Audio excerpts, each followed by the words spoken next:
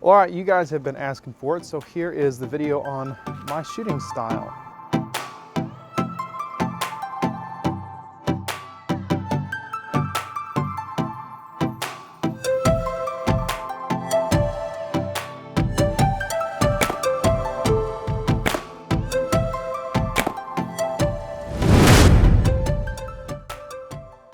So I did a little bit of a video previously about a more historical shooting style, talking about Tribes in the Eastern Woodlands, pinch nocks, the tertiary release, but that was quite a while ago. So I figure I'd give a little bit of a refresher and just talk about my own personal preferences.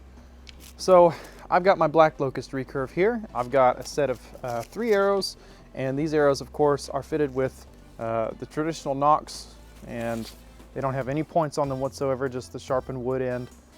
And I'm going to show you a little bit about traditional shooting and traditional style, and then I'll tell you kind of my personal flair to that.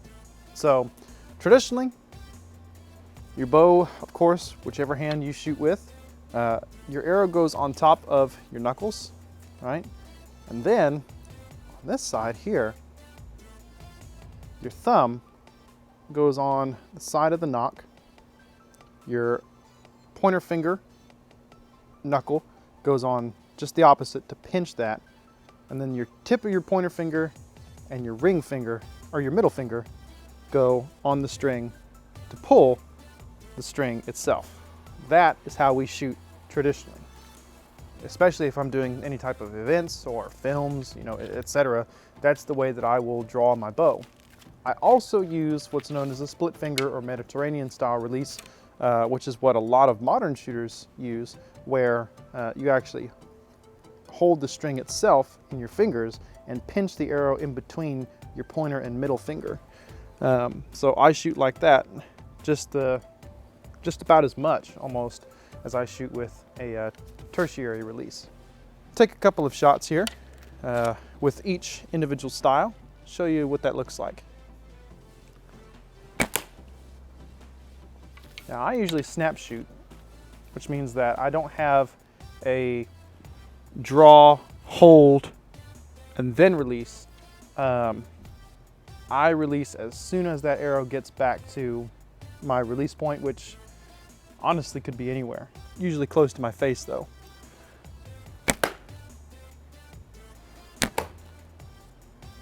You'll notice I also have my pointer finger curled and extended, almost like a little bit of a trigger.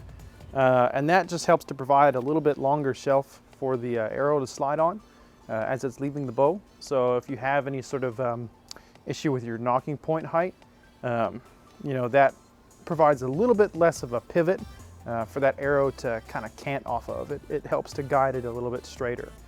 Now, as for the sort of bobbing motion that I do when I shoot, it's a little subconscious, and I don't know if I can turn it off at this point, because I've been doing it for so long. But basically what I assume that I'm doing is I'm focused on my target the whole time. So my entire shot process, I'm looking at what I intend to hit. And then I bring my bow up to that and take one more good look at my target, bring my arrow up to meet that point. So I think that's pretty much the best way that I can explain it. It's just I get a second look to make sure.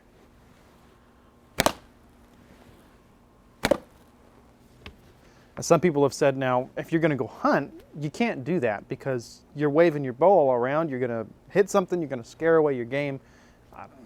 I never noticed it. It's never been an issue for me. So if it's an issue for you, then of course your shooting style will adjust to fit that. But for me, it wasn't really necessary. So I'm amazed that I've never noticed it before now. It took you all pointing it out to me for me to actually sit down and look at my videos and watch my own shooting process to figure out exactly what I was doing. Never have a problem, hitting things. I would say that I'm consistent, or consistent enough to be accurate at least, I don't think about it. I don't think about my shooting process at all. Who knows, maybe I should, but it's been working for me so far up to this point. So I'll play around with it and see what I can figure out, but I've never really saw a reason to change yet. So